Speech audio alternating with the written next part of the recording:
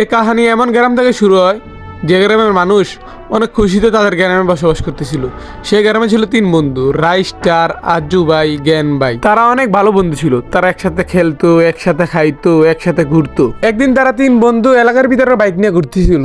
তারপর হঠাৎ বড় একটা রাজমহল দেখে তারা। তারপর রাজমহলের সামনে অনেকগুলো গাড়ি দেখে ল্যাম্বরগিনি।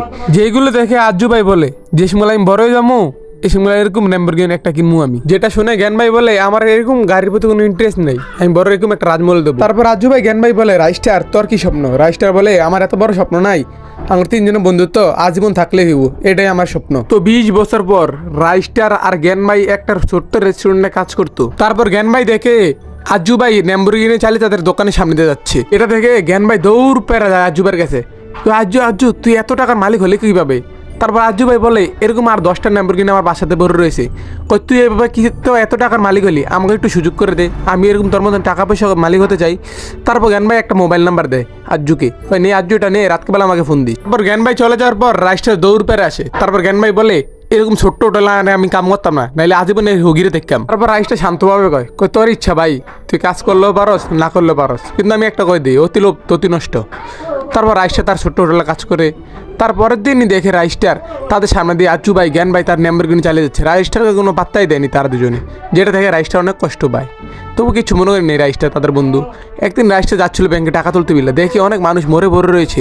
তারপর ধীরে ধীরে রাইস্টার ব্যাংকের ভিতরে ঢুকে লুকিয়ে লুকিয়ে দেখে আজ্জু ভাই জ্ঞান ভাই ব্যাংক লুট করছে।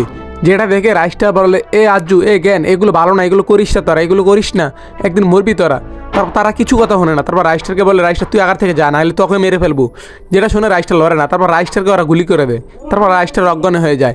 তারপর অনেকক্ষণ পর ডাক্তার বলে, রাইস্টার তোমার ভাগ্য ভালা, নাহলে তুমি গুলি সাইডে দেখেছে, নাহলে তুমি এতক্ষণ মারা যেতে। তারপরে জ্ঞান ভাইকে দেখা যায় যে কাঁদতে কাঁদতে রাইস্টার কাছে এসে বলে, রাইস্টার আমার ব্যাংক লুট করে যাচ্ছিলাম, হোয়াইট ত্রিপুল বড় নামে এক গুন্ডা আমাদের দুজনকে ধরে রেখে দেয়। তারপর আমি তো কোনোভাবে পলায় আইসা পড়ি। তারপর রাইস্টার বলে, যেভাবে হোক আমি জ্ঞানকে বাঁচাবো, যেভাবেই হোক আমি হোয়াইট ত্রিপুল মেরে হলো। হোয়াইট ত্রিপুল চিল্লায়, কয় কি আমার এলাকার ভিতরে চুরি করস, তাইলে মরবি।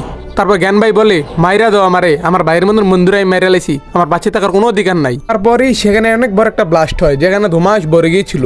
তারপরেই দেখা যায় রাইস্টার অ্যান্ড আজ্জু ভাই সে ধুমার মাঝখান দিয়ে এন্ট্রি করে। তারপর সে ধুমার ভিতরে ঢুকে। তারপর তাদের মধ্যে অনেক বড় একটা ফাইট হয়। তারপর রাইস্টার আজ্জু ভাই হোয়াইট ত্রিপুল গুন্ডাগুলোকে সবগুলোকে মারছিল। তারপর যে সময় দেখা যায় ধুমা সরে, দেখা যায় হোয়াইট ত্রিপুল ভেঙে গেছে, আর পিছিয়ে দেখা যায় আজ্জু ভাই আর রাইস্টার একসাথে বয়ে রয়েছে।